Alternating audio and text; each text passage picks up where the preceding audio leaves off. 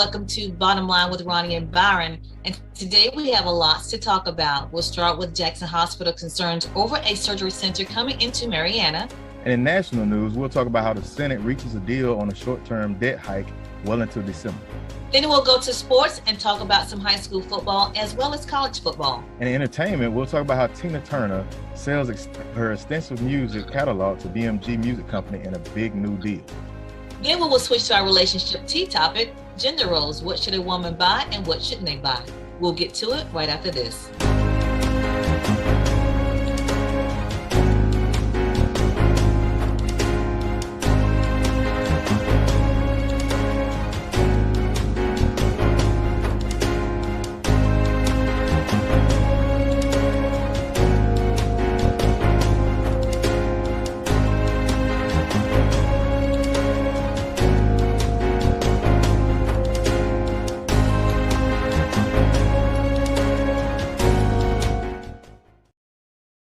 Jackson Hospital voiced their concerns at a city commission meeting on Tuesday night in Marianna.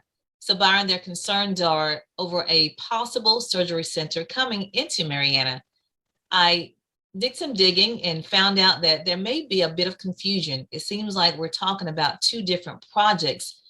If you remember, a few weeks ago, we discussed a project called Skeleton. Well, I'm beginning to wonder if Project Skeleton is actually a project that TOC, the Tallahassee Orthopedic Center, is considering as far as a medical office expansion. Now, we're talking about a surgery center that the Jackson Hospital is thinking TOC is trying to bring to Marianna, but it sounds like that's not the case. It sounds like it may actually just be them expanding their current location, because if you know, they're located right now on 6th Street, and the parking and the building, I'm sure they've overgrown. What do you think, Byron?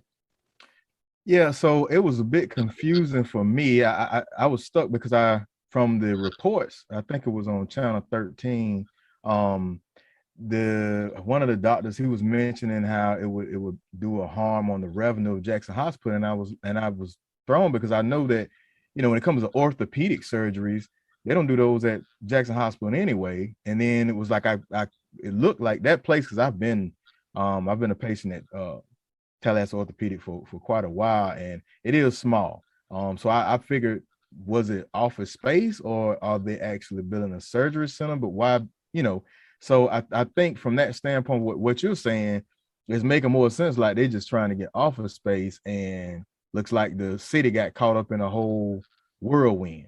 Yeah, what it seems like, the TOC actually,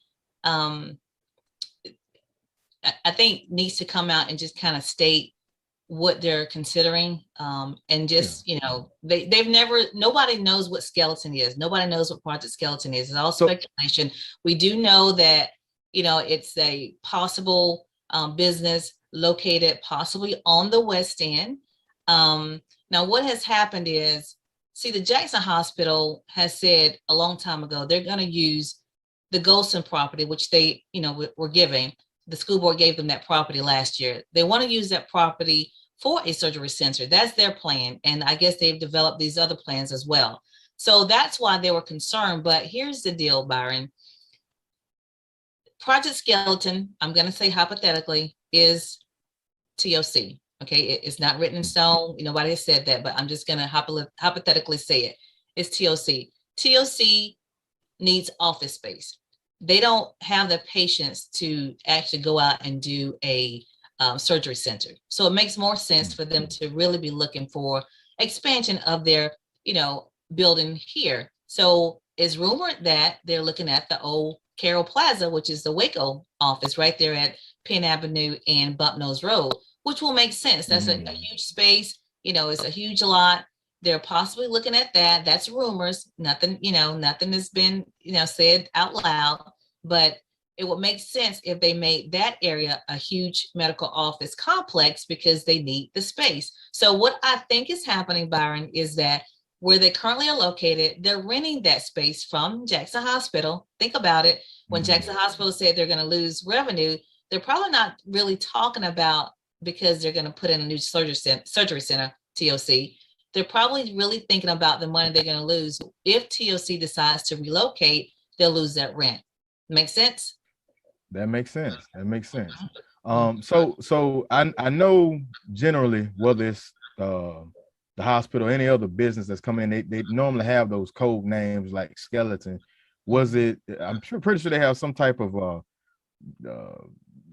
confidential agreement or something that they won't break the news of who it is. Did they, for some reason, come out with it, or was it some random person that decided to uh disclose that it could possibly be Tallahassee Orthopedic Well, Center? I'm not sure how that came to fruition. What I do know is that whenever these projects come to the county, they do have a confidentiality agreement with the Jackson County Economic Development Council, and to remain Hmm. anonymous until everything is pretty much, put in place. So that's how it's done. And so skeleton, yeah, is a code name for a business. We do know on the West End, we do know it could be a business that will generate revenue of $8 to $10 million. We do know that, which is another piece to this puzzle, because you're talking about $8 to $10 million of revenue on the West End that will go into the West End CRA, the community redevelopment. You know that? Yeah. So people got to Yeah. look at that and say that that's huge right there in itself. And thinking back, I don't see if you got one or two things. Either if the Jackson Hospital wants to continue that relationship where TOC is paying them for rent for the new space, but if they get their own, it's a benefit, like the other location you mentioned, it'll be a benefit to the people that live out in that area.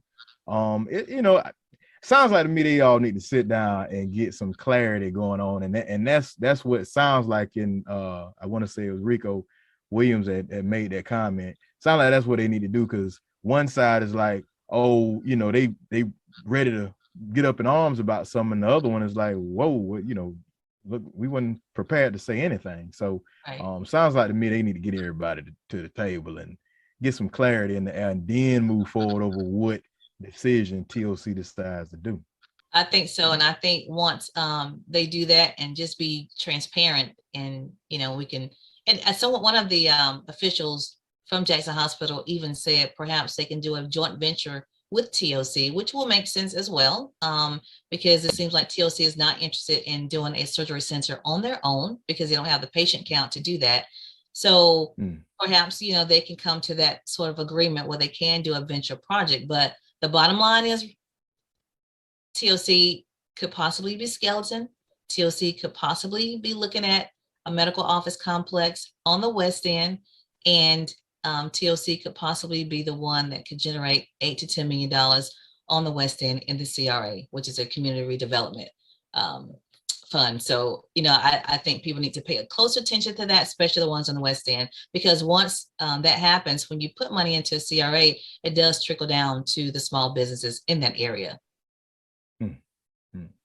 So I agree. enough of that. Yeah. So I want to take a pause right here, Byron, and let people know that the local and state news is brought to you by Brightway Insurance. Brightway Insurance is located at 2867 Caledonia Street in Marianna.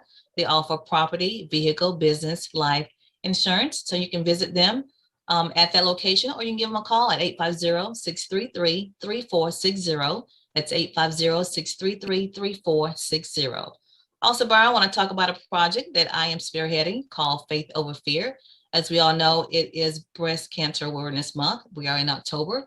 And I do have my Faith Over Fear shirt on, if you can see it. As you know, I was diagnosed with breast cancer last year and got through it, and all is well. But I wanted to do something special, and I decided to ask people to join in sending hat wigs. These are actually hats that have wigs attached to it, and you can see the photos. But those are great assets to women that have gone through chemo and they have lost their hair. I mean, it was a great asset for me. So what I've done is gone on Facebook and asked people to go on Amazon.com, search for hat wigs. You can do that.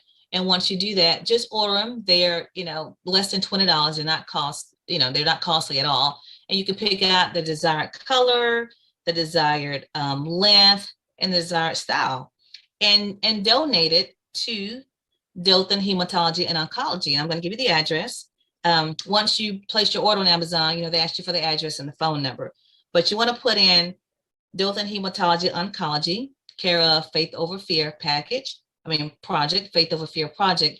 And the address is 287 Health West Drive, and that's in Dothan, Alabama.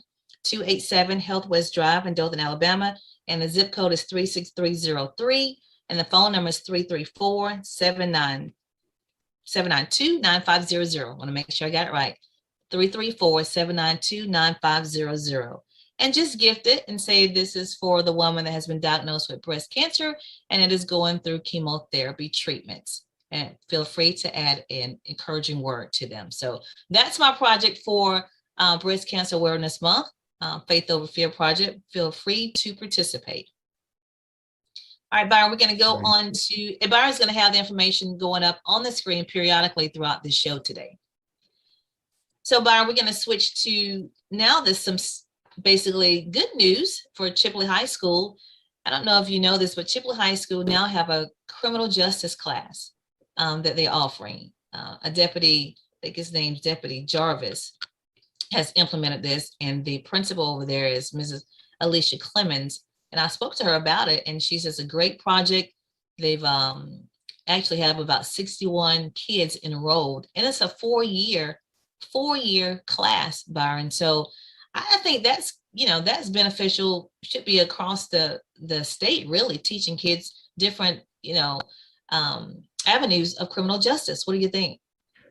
Yeah, so this is a college class. It's for high school No, students. it's a high school at Chipley High School. Oh, Chipley well, that's High awesome. School. Yeah, and it's a four-year class, and they can learn a lot about criminal justice.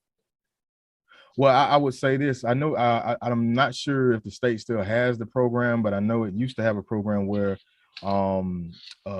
individuals that could be in a program if they were 18, 19, once they hit, I want to say it was 19, once they hit a certain age, then they could carry chemical agents on the compound. So they kind of wore a different uniform, but as they went through, it kind of gave them more of the on-the-job training experience. So this would be great to build, and that program could build young people up to inspire to know what they're going to deal with when they walk in the door. And then once they get there, they have those couple of years to actually be on the job, because working in corrections is it's a very different aspect. Getting used to being behind those wires, behind those cells, that's a culture shock in itself.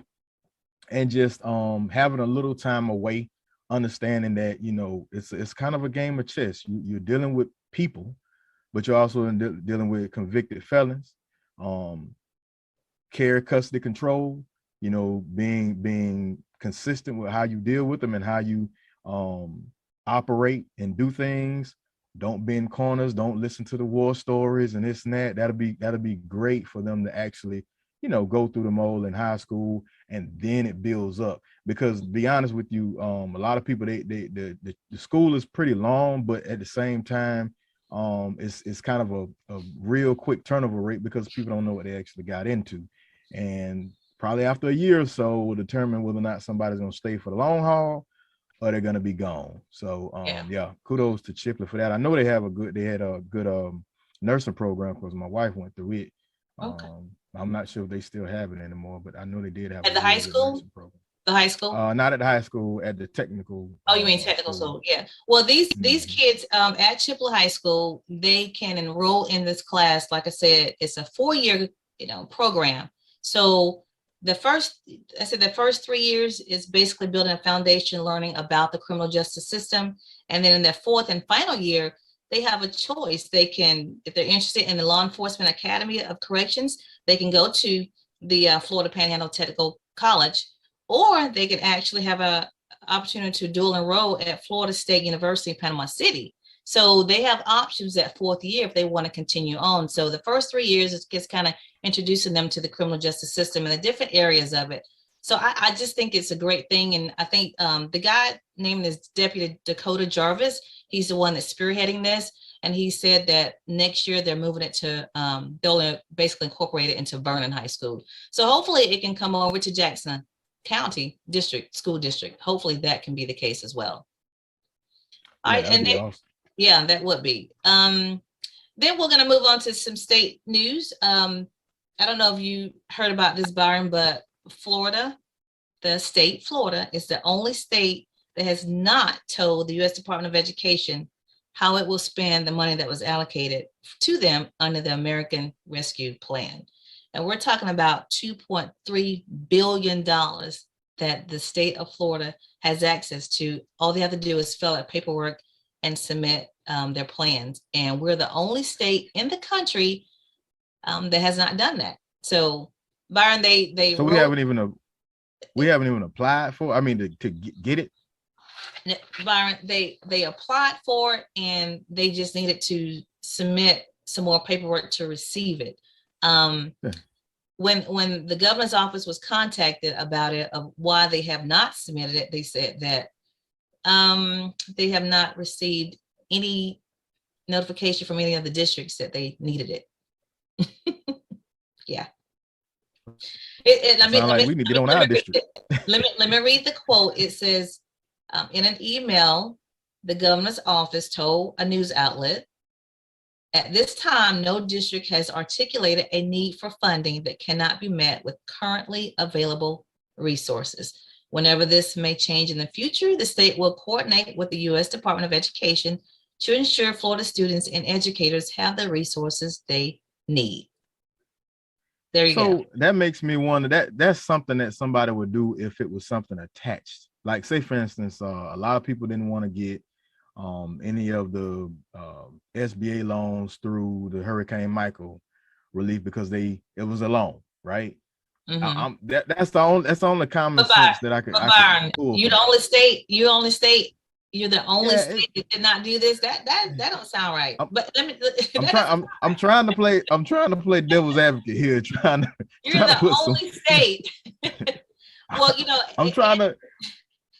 Andrew Spar is the president of the Florida Education Association, and he said this money basically is certainly needed, and he's like, why aren't you getting these federal dollars? So this is what he said. He said extra funding could help mental health and physical well-being, extra cleaning, sanitizing, and air quality in schools, plus teacher and staff shortages. So Byron, it's needed.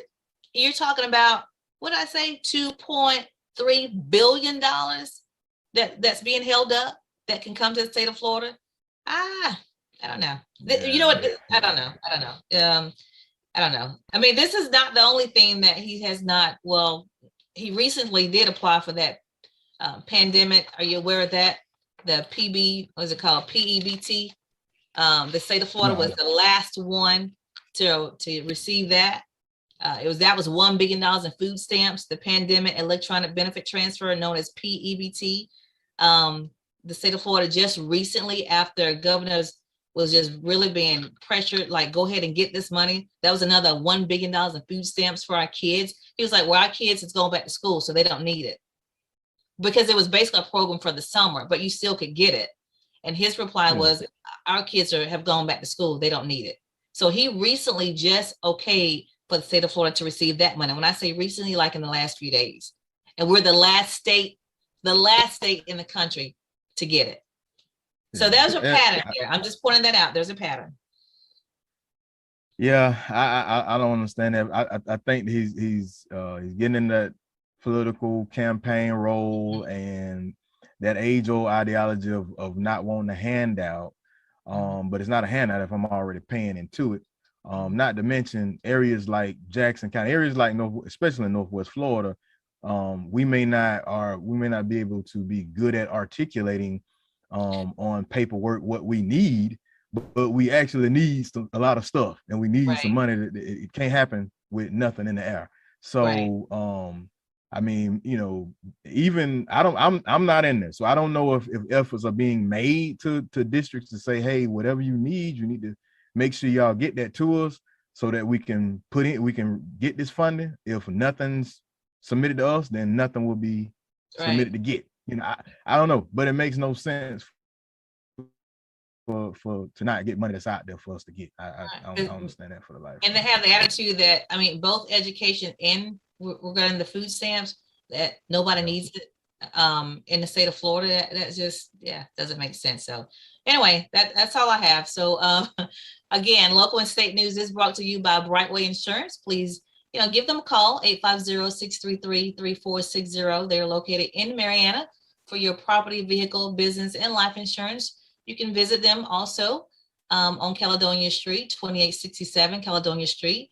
They're open Monday through Friday, 9 to 5 p.m. and on Saturdays by appointment only. What do you have on national news, Byron? Okay, so before I get in with national news, People's Funeral Home. Because we care, we're here when you need us. Long Granbury Funeral Services Incorporated, doing business as People's Funeral Home, Mariana and Battle Mortuary, Panama City, offers services that is within the reach of all. Our caring staff is available 24/7 when the need arises. Our services are designed to commemorate the life being remembered at a price suitable for all. Give Cephas and Gwen a call at 850-482-2233 or simply stop by for more information. That's People's Funeral Home. So I'm going to begin with the Senate reaching a deal on the short-term debt hike into December. Senate Majority Leader Chuck Schumer said today, as you were Thursday, yesterday, that he had reached an agreement with Republicans to extend the debt ceiling into December. So it's not like this whole government shutdown is not going to be something that's over with. It's going to come right during Christmas season, right during the time that maybe they'll have a week, maybe two, if that, before they're out of session until after New Year. So this whole look like it's a better chess move on the side of the Republicans, because if you come to this point again, December 3rd, and you've got veterans that the benefits going to get held up, Social Security is going to get held up, all DOD government workers, they're going to either get furloughed or not get a check right during holiday season. And as we know, COVID will probably hike again because it's holiday season. It's not a smart move, but I guess it'll kick the can down the road a little longer. Senate Minority Leader Mitch McConnell confirmed during a floor speech that they had reached a deal. So I don't know what that deal is, but look like they're kicking it down the road. So everybody, the talks will begin again come in November, December, about another government shutdown. So we'll see what happens. We'll have to keep our eye out on that. I hope that's not the case, Byron, especially during the holiday season. I hope that's not the case. Yeah, I mean, and that's the first thing popped in my mind. I'm like, it's gonna just kick it down the road, and then it's gonna be now. If not to say that I would want that to happen, but if there was gonna be a back and forth government shutdown, I'd rather be now than right in the end of the holiday season. So right in the height of it. So, but I have my next story. Facebook. Been a big story about this whistleblower. Why whistleblower Frances Haugen is Facebook's worst nightmare. Facebook is no stranger to being on Capitol Hill. Executives have repeatedly been hauled in for hearings, but this past Tuesday's hearing stood out at a strong standpoint in the performance of witness Frances Haugen. This former employee, she basically came out and talked about how Facebook is basically ignoring a lot of the data that they're getting, that how harmful it is to kids, especially to girls, with wanting to, get likes and bullying and things that tactic. And also she suggested that they stop with businesses trying to sell and promote to young people. She explained the technical workings of Facebook and the platforms and in a real polished and uncomplicated way. So this kind of made it for everyday folk like myself. You got to break it down Barney style. For me, she did a real good job. So hopefully we'll see what comes out of this. I know I don't know if you experienced it, but I experienced it where Facebook was done, Instagram was done for like, a whole day. Over this time frame, I remember back in the day, MySpace was the juggernaut, and then somewhere along the lines, Facebook, through colleges and things that such, just happened to become this monopoly. And to think, like, people have to understand, when it comes to business, the a business, just like a human being, a business cannot survive without a profit. And Right. understanding Facebook, they don't necessarily care. No business necessarily cares about whether or not the product or the service that they're providing is harmful, so long as it's making a profit. So, feeling bad about knowing that kids are being exposed. I mean, the music industry is the same thing. You've And got, that's the unfortunate part because yeah, nobody's like rappers and yeah, and hip hop. Who buys music? I mean, older grown folk that's 35, 40 plus, you're not buying music like that no more. You'll right. you'll listen to it, you'll stream, or you'll get a younger person to say, hey, pull up that song, such and such and such. But young people are the content creators. They're the ones that spend money and get all into celebrities and music. And so when we get older, that's when we get a little more cautious over what gets exposed to our kids. Because there's no So filter at this point, and that's yeah. unfortunate. No filter. I mean, you did have, FCC, like when I used to watch videos, Video Soul, Rap City and stuff like that. You artists had to be very creative with their music when they would have vulgar language and curse words. They had to get right. creative to make it a hit where it wasn't like 1,000 edits out of it. So, but now kids can It's go free for on all. YouTube. Yeah. Yeah, they can pull up the raw uncut stuff. And Right. it's just one of those things where they do need to tighten down on what but because they've been able to kind of wiggle through things as a corporation and as a business, they've not been held accountable There to you go. the standard. Yeah, they got to set a real standard, and there needs to be some oversight over, because social media is a brand new thing. It's not television. It's this brand new thing. So this it's time for this. More whistleblowers need to come out. You know, Byron, I think if more I people come out against it or exposing, and then I think a change can come, because that when you bring awareness to a situation, and a lot of people do it at the same time, then you can get change. So I think it's time, because the sad part is a lot of times we don't realize how it's affecting our kids mentally. I mean, our kids make some, just I'm gonna say this, some crazy decisions. And a lot of time it's driven by what they've heard or what they've seen on social media. True or false? And that's true. And I'm gonna go a step further. Me as an adult, I get caught up in it. I can't lie, I get caught up in it. It's I look to see how many likes I got on this post, how many loves I got, how many shares I got on this post. And next thing you know, an hour done went by. You've been strolling. I could have been reading the book. I could have did some around the house. So just take that, add 100 to it, and a kid that's in school and middle school, high school, that's still trying to figure themselves out, still trying to grasp with what kind of person do they want to be or want to project themselves as, and wanting to be cool and wanting to fit in. And then you tie social media into it, because a And they're girl that soaking will make everything a in. prime example.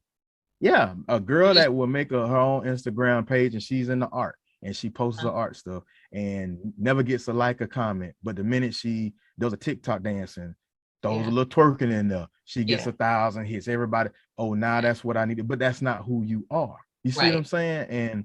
And they know this. So yeah, I hope things change for the better.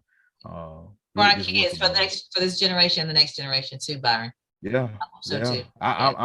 I'm steadfast with trying to keep mine, keep them away from it until they get older, and where I can spoon feed the understanding of what it's this hard, is. Byron. I mean, it's hard. It is. I mean, mine loves TikTok, and I'm like, you can't monitor and police everything. You try, but it's just it's a challenge. I'll just put it that way. Yeah. And even with some of the videos, even like with the cartoons or things like that you may, have your little ones watch, you have to make sure you watch them, because they have some subliminals in there that you're like, whoa, wait a minute. Exactly. Yeah. So to my next story, there was a suspect in custody. A suspect finally got in custody after the 4 that was injured in the Texas school shooting. So there was an 18-year-old, I don't know if you know about it, but it was an 18-year-old suspect that was in custody Wednesday after 4 people were injured in a shooting at a Texas high school, authorities said. 3 of those victims were hospitalized, with at least 1 requiring surgery. This was Timberview High School in Arlington, Texas. So as the story begins to unravel, when it first came out, it was seeming like it was an active shooter situation. And because the school, like ours in the state of Florida, practiced so much on active shooter situations, they went into active shooter mode, lockdown.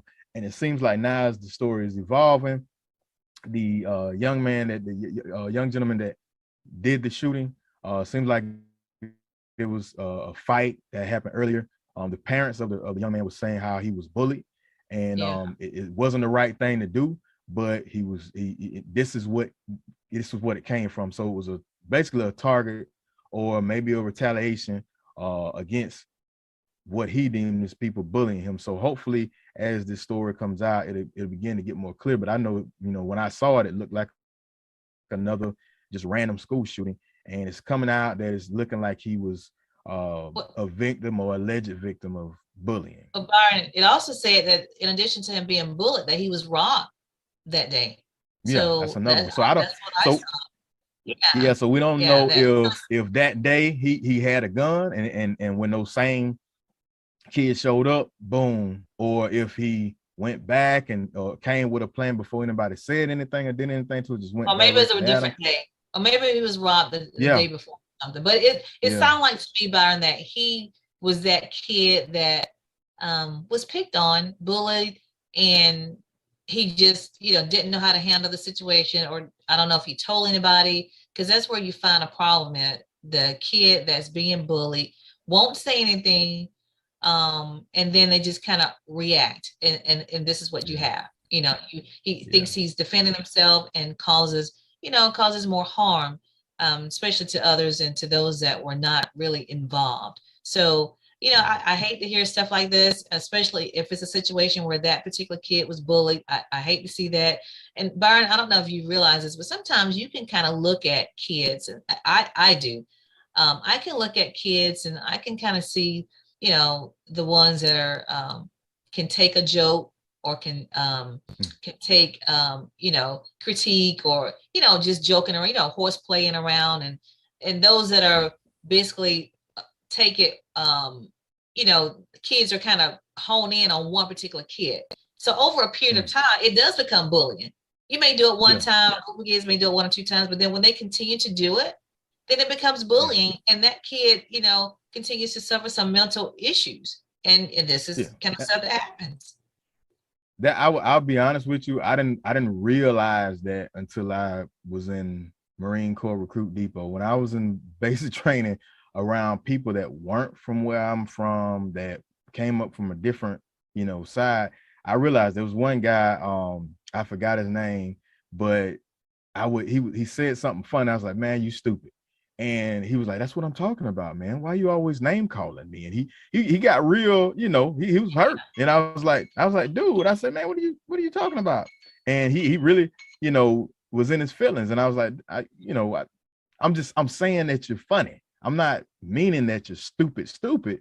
And it was just one of those things I had to realize that, everybody they receive things different. Don't make them weak, don't make them anything like that, but everybody's life experience is different. And one person that you say something to, they might go from 0 to 100 real quick, and others might not. They would take it exactly as you intended for it to be.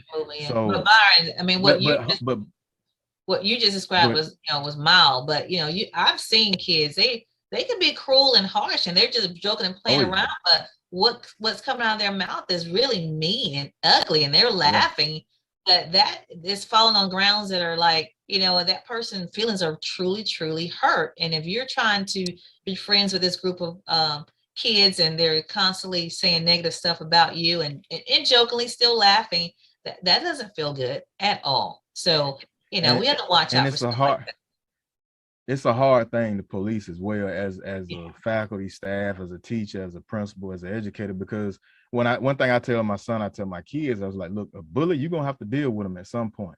You can tell the teacher, you can tell the principal, but guess what? When you're walking down the hallway, you got a pass, going to the restroom, there you go. You're waiting on the bus stop, or you're on the bus, there they go. If you take a different route from the lunchroom and you down the hall, there they go. So at some point, you're going to have to deal with them. You're going to have to stand up to them and show them. Now, I ain't saying you always got to fight. Yeah, but you can tell. And the culture is changing. I hope it, gets better. But a lot of times with kids that bully and do stuff like that, a lot of them, they say just stupid stuff out the side of their head and don't realize that that's real bad. But others that engage in bullying and they know they're bullying, it's coming from something else. They would treat it that way, or say At there's an home, underlining, yeah, yeah.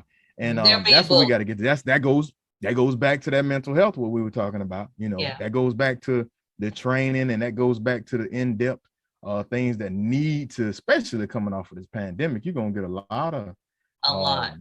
frustrations that's gonna come out of different ways, especially out of kids. That's why we need the money Um, for mental health in Florida, yeah, and from the exactly. Department of Education.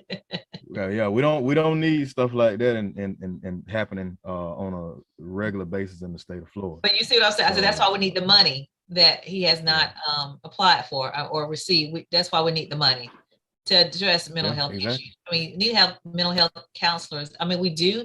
We'll probably need more than what we do. I think they have like one per school or two per school, something like that. It's not a Mm. lot because they Yeah, can't nah, afford it. because Yeah, like that school that in Arlington, that's a pretty big school. So I mean, I don't know how many resource officers they have, but that's a pretty big school. yeah. But yeah, I don't know the game plans for that. But that's all of national news was brought to you by People's Funeral Home, because we care. We're here when you need us. Long Granbury Funeral Services Incorporated, doing business as People's Funeral Home, Mariana and Battle Mortuary, Panama City, offers services that are within the reach of all. Our caring staff is available 24/7 when the need arises. Our services are designed to commemorate the life being remembered at a suitable price for all. Give Cephas and Gwen a call at 850-482-2233, or simply stop by for more information. People's Okay. Funeral Home. All right, we'll move on to our sports. I'll give our high school sports, what we got coming on for tonight. Graceville is at St. John Paul II, which is a school in Tallahassee, and that game is at 6 o'clock because it's in Tallahassee. Last week, Graceville lost to Sneeds 41-20. And then Sneeds is at home. It's their homecoming. And the school is called Pataula. It's Pataula Charter, and they're a school out of Edison, Georgia. So they play them tonight at 7 in Sneeds for their homecoming. Cottonelle's homecoming as well tonight at 7 o'clock. They play Franklin County. Last week Cottonelle had a bye, so they should be fresh.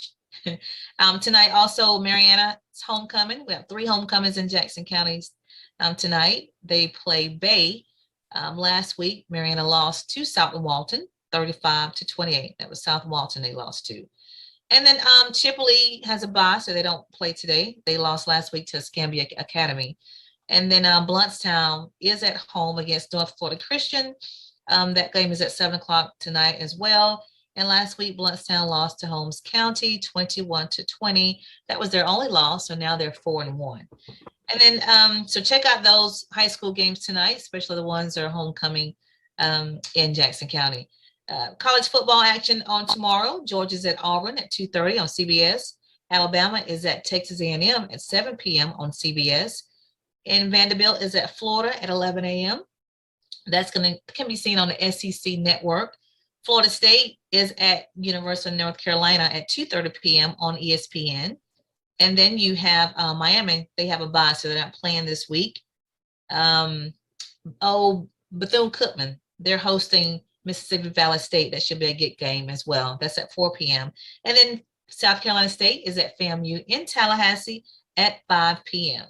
I don't know if you heard about this, but FAMU has a docu-series coming out that Chris Paul, the basketball player, is producing.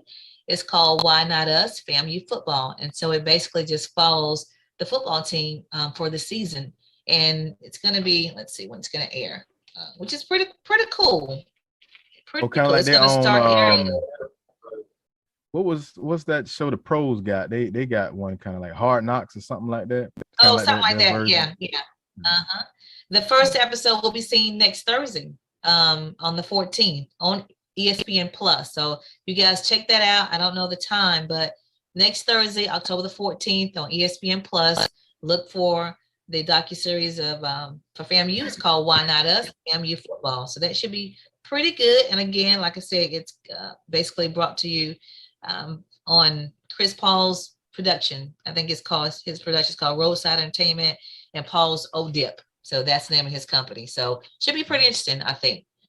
And Okay. I'll give you your top 10 for college football on the AP poll. Alabama is number 1. Number 2 is Georgia. Iowa is number 3. Penn State is number 4. Cincinnati is number 5. Oklahoma is number 6. Ohio State is number 7. Oregon is number 8. And then Michigan's number 9. And then BYU is number 10. And that's all I got for sports. What do you have for entertainment? Hey, so for Florida State made it by the hairs of the Oh, yeah. chin. So kudos. Oh, they got their first win. Yeah, thank you for saying that. Yeah, Once they got yeah, the first yeah. win against Syracuse. So first win. Yeah. So maybe they can get another one, against North Carolina. We'll see. Yeah, let's keep it going. But yeah, so entertainment is brought to you by 2Egg TV. 2Egg TV is an off-beaten path streaming travel channel. Dale Cox and the 2Egg TV team take you on a digital adventure in Florida, Georgia, and Alabama with travel features and documentaries. You can watch 2Egg TV on YouTube, Roku, and at 2eggtv.com. That's 2eggtv.com, 2Egg TV. So entertainment, something that I don't know if it will make you mad or make you happy. Tina Turner, she sells her extensive music catalog to BMG Music Company in a new deal. So a lot of artists spend a lifetime trying to get the rights to their music. And so Tina Turner's up in age, she's 81, and sold her music rights to the German music company BMG. According to a Wednesday statement, the deal includes recordings, writings, and Turner's name and likeness, spanning across the work of 10 studio albums, soundtracks, and other compilations. She'll continue to be signed under Warner Music record label, but BMG will be handling all of her past work, safeguard her inspirational legacy. The project of, this is what she said, the project of my life's work, my musical inheritance is something personal. Turner said in a statement, I'm confident that with BMG and Warner Music, my work is in professional and reliable hands. So I think it was sold for like 50-some $million. And I just look at it from the standpoint, I know she has kids. I know she probably has grands. So me personally, if Tina Turner was my mom, I'd be like, hey, mama, I'm probably not gonna do anything with your music and anything. If you got intentions on passing something to us, go ahead and do it now, because I'm not, that was your dream, that was your thing. Go ahead, we're not mad at you. So maybe that was one of those situations where she was like, look, I'm not gonna put that on my kids to handle all of this. I'll just rather put it towards an entity that will make sure that my music and my legacy will keep going, and I'll have some residual funds to pass on to my kids and my grands or something like that. When I first heard that, I was like, but I guess when you put it that way, it makes sense. Maybe she doesn't have anybody in her family that's interested or that's capable of handling that type of business for her. So maybe that's why she did it. I mean, if you had somebody that she was grooming, then I can see it. Like if she had a kid or a grandkid that was in the business, knew what they were doing, knew how to handle it going forward, then I can see it. But obviously, she did not have that, because I can't see her doing that and got somebody in her family that's capable of handling the management of her, of her legacy. So, and then you said $50 million. Yeah. Okay. Yeah. Well, and then when you look at it, like Tina she's always been, she's always went against the grain. I mean, she, went to Europe and got a citizenship, and she just, so does it differently. It's probably one of those things. Yeah. It does it differently. Yeah. Okay. Yeah. Kudos to her. Yeah. So my next story, Keisha Knight Pullum is married Brad James in a small ceremony at their home in Atlanta. So I don't know if she's gonna hyphenate the last name again to be Keisha Knight Pullum James. We'll see how she works that out. But yes, she has tied the knot. The actress exchanged vows, as you were, with new hubby Brad James. This was earlier this week. Pullum she went to Instagram on Saturday. She shared the news along with slideshows, snapshots of her gorgeous wedding. She stated last week, my life forever changed. I married my best friend at our home, surrounded by family, and it was magical. So that's kudos to Her. her. She She found her got what she bud. wanted. You know, she was Yeah, she dated Bud on the Cosby Show when she was a Rudy. So yeah, that man. But hey, Bud, yeah. I used to, when I was a kid, I used to hate on Bud, man. But you going somewhere? That's supposed to be mine. But then, older I got, I was like, man, I wish Bud could have got old Rudy. But Yeah, yeah, yeah. Bud. Okay. Well, good for her. Good for her. Yeah. Yeah. So now that this is October, this is a good segue for the next story. Now that it's October, it's Halloween time. I'm a big Halloween fan. I love horror movies. My Really? wife don't. She don't. Yeah, now I got a cousin. He's gory. He likes the gory stuff. I'm good with the scary suspense. I'm good with them. The Halloweens and the Friday the 13th and the Jason and Freddy Krueger. Those are my things. So is Halloween Kills, is this the last movie? Is this the last Halloween sequel? Michael Myers is back, up to no good. This last one, I thought he was gone forever, but after 3 years, David Gordon Green is returning to his Halloween sequel trilogy with Halloween Kills. It releases next week, just in time for Halloween itself. In the 2018 Halloween, starring Jamie Lee Curtis, it killed the box office, earning more than $250 million worldwide, becoming the highest grossing chapter in the 4-decade franchise and setting a new record for the biggest opening weekend in history for a horror film starring a woman. So, hey, hopefully it grosses even bigger now that things are kind of, people kind of coming out more. But yeah, I'm hyped up about watching this new Halloween and watching all the old school horrors that'll come on for the rest of the month. Interesting. Interesting. I'm Yeah, not a yeah, I don't get into those type movies, but I do like Halloween. yeah. Just the pumpkins and the costumes, and I like Halloween for that. But you can have the horror movies. The closest I watch is Boo by by Tyler Perry. I'll watch that. Oh But that's man, about it. come Yeah, on now. yeah, Yeah. I yeah. love some. I Now, like Boo I one and wouldn't Boo always two. like that. I wouldn't always like that. Well, Okay. entertainment was brought to you by 2Egg TV. 2Egg TV is an off-beaten path streaming travel channel. Dale Cox and the 2Egg TV team take you on a digital adventure in Florida, Georgia, and Alabama with travel features and documentaries. You can watch 2Egg TV on YouTube, Roku, and at 2eggtv.com. That's 2Egg TV. Okay. All right. We'll move to our relationship tea. And our relationship tea topic today is regarding gender roles. What do a woman buy and what shouldn't she buy? And this came about because I don't know if you guys heard recently that Portia Williams, one of the cast members of Real Housewives of Atlanta, recently purchased an engagement ring for her fiance. She recently purchased an engagement ring for her fiance. I guess she felt that she needed to buy one for him because he bought one for her. And that's kind of, I've never heard of that. Normally the guy buys the engagement ring for the woman, but she in turn bought him one as well. What do you think about that, Byron? I'm gonna say two things for people in relationships out there. What works for you works for you. Don't let nobody tell you what you should do with your relationship with another person.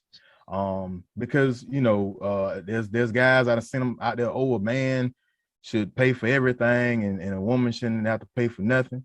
I'm a 50-50 guy, but what works with me and mine, that's our business, and what works for us works for us.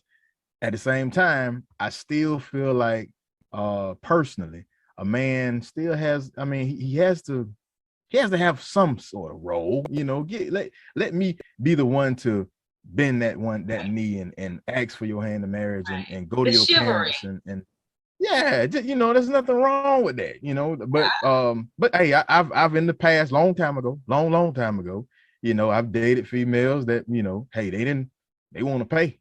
They don't want you and get mad if you say you're gonna pay for the meal or pay for something like that. And I've had some that say, I ain't never had nobody do nothing like this. So Yeah. Well, chivalry is always, it doesn't have to be assigned to men, but I just say like, hey yeah. fellas, get back to the chivalry game.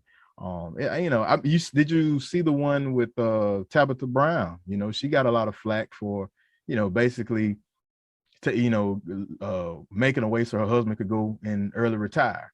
I think he worked in law enforcement. I think he was a police officer, and she caught flack for that. So She has a book coming I out right now. Is she I the one with think the book so. out? Okay, I think she does have a book She's coming out. Yeah, so that's her. yeah, But she she made a got way that popular her with those husband videos. don't have to work anymore. Yeah, Is really now? yeah, and then he went ahead and early retired, and I think it was Wendy Williams that gave her a lot of flack over, you know, but I looked like Wendy Williams was basing her relationship on Tabitha Brown and her husband's relationship, basically saying that when he gets bored, he's gonna blame you and he's gonna leave you, you know, all that type of stuff. So, but yeah, Okay. what works for you works for you. I think men still need, you know, get back into the chivalry game. Hold it down. Do have I something. I You say, agree. hey, uh, I think what back to Tabitha, she does have a book I'm looking at now. It's called Feeding the Soul. I knew I saw it recently. Finding our way to joy, love, and freedom. But you know, I I'm like you know, whatever works, works. I mean, if Portia felt that she wanted to give her fiance a ring, that you know, that's what she wanted to do, then of course it's her money and you know, that's her decision. But I am about chivalry. I am also about, you know, you do want to shower your mate with, you know, affection, with gifts. You don't want it to seem like it's one-sided, and I think that's what tends to happen sometimes in relationships. It becomes like the man is doing all the outputting, especially when it comes to gifts or yeah, whatever. But you know, women, we can do stuff too. I'm not yeah, sure about, you know, if you want to go out and buy a ring, because you do have to buy a ring for the actual wedding ceremony. So you, but you yeah, know, to each his own. But you know, there is a way that you can continue to make that man feel that it's not a one-sided relationship, that you're not always receiving. Even when it comes to going out to dinner, you know, when you're dating, you know, it's okay sometimes to say, hey, let me treat you. You know, it's okay to do that. I'm talking to yeah. the single ones. And when you think about it, I don't, like I said, I don't know their relationship or how it is in 3D. That's what I like to say. But it sounds like to me like that could be one of those situations where, because men, we're good at this. A lot of times women will be like, what's taking him so long? What's taking him so long? And in our minds, we're trying to plan and prep, and we want to be able to get her that 5 carat, you know, Mm, ring, that see, even if it's not even nowhere near in my capabilities of how much money I'm making. And then, right, oh, I'm trying to stack up this 40 grand for this big wedding I want to give her. right. In her mind's like, what's taking so long? And this could be one of those moments where she letting him know that, hey, even when you're down, I got you. Well, You well, know what I'm Byron, saying? Like I even think I think Byron, she had a ring. I think she just reciprocated. Like I think she yeah. already had a ring. I think he already bought her a ring, and I think she Oh, just kind of wanted him to have one too. Yeah, it wasn't. okay. I don't think it was a situation where she just, you know, arbitrarily just went and bought him one before she got one first. If I remember Yeah. correctly, you know, you remember there's a whole scandal around that whole relationship. I don't know if you know, but when he is actually the ex-husband of one of the other girls that was on the show, and supposedly they Oh, were yeah. friends. Yeah, I You got used to to watch school the me. I show. don't know. Yeah, I used to watch Yeah, I the don't know show. nothing. But anyway, so Portia and this guy's ex-wife were friends on the show, and then next thing you know, Portia and the guy started dating, and then quickly they were engaged, and you know, so on. But anyway, but that's the backstory to that. However, like I said, I think it sounds like he did propose. I remember when they got engaged, and I think she just kind of gave him one too, like an addition type Mm, thing. So, but that's a whole nother okay. subject. So, as far as do women jump the gun and propose and give the man, you know, the proposal before they receive one? I don't agree with that. I mean, I shouldn't say I don't agree with Yeah. it. I don't see that the same way. I don't, you know, I wouldn't be Yeah. in favor of that. I'll just put it that way. Yeah. I think the Yeah. man Because should still be the asking. Yeah. Do the yeah. asking. That's one of those hidden checklists that you have when you Yeah. kind of evaluating this life partner, this potential life partner. I'm gonna give you the you gonna have the rope on that one. I want to see what you gonna what trigger you gonna pull before I jump out there and just because I want to get married. Yeah. No.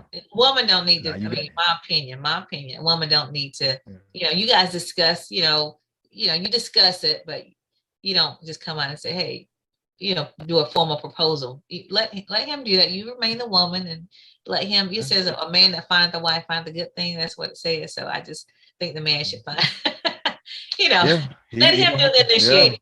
Yeah. But that's changing a lot. I know I see it on my timeline. I see a lot of women going down on the knee and proposing to the man.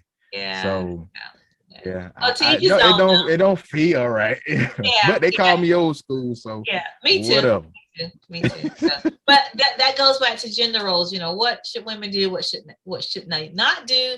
What do you teach your girls? Like, I'll teach them. I'm teaching my old school still to open the door. You meet the parents. I'm still going that route. It just and my thing is when we talk about as far as gender roles, for me, I'm not saying what you can or can't do as a woman or as a man. I'm just saying that everybody's got to have something. They got to have, you got to have a role. You got to have something that you say, okay, this in a relationship, and that may be what has to happen, okay, and gets established. My role in this relationship, I want to be the one to do this. I want to be the one to make you happy. I want to be the one to be your, your security structure. But in other relationships, the man may be like, hey, I want you to be that for me, whatever works for you. So because I've seen like some guys, I've got friends that they can't keep a money in their pocket, it'll burn a hole in them. They can't handle it. But then I've seen men that can handle. So in a relationship, they're the ones that handle the money and the finances, whereas the woman will be the one to handle it. Like my mama, she in all the people I've met in my life, she is the best person when it comes to money and spending and I learned from her. So it's just one of those things that that's an even exchange as far as when you're especially when you're in a marriage, what works as far as who handles what. So that's kind of a little different than I think than a woman going out and saying, proposing. I'm gonna get him before somebody else get him. I'm gonna ask him first. Like, whoa, we ain't like that yet, So anyway, just each his own. People can say that. So Byron, I think we're up against the clock. It's been a great show, but I do want to mention Faith Over Fear Project one more time. And again, you'll see the information on the screen. If you feel like you want to donate, please participate in this project. It's a great thing to do in honor of Breast Cancer Awareness Month for the ladies. Again, you can send it to the Dothan Hematology and Oncology Center in Dothan and just gift it, the hat wig saying this is for the woman who has been diagnosed with breast cancer and who's going through chemo treatments, and add a little encouraging note to that. Okay. So Byron, I'm going to say it's been I thank everybody for watching the show. And remember, when you know the truth, you can speak the truth. And the light shines brighter when it shines for two. Have a good evening. Peace.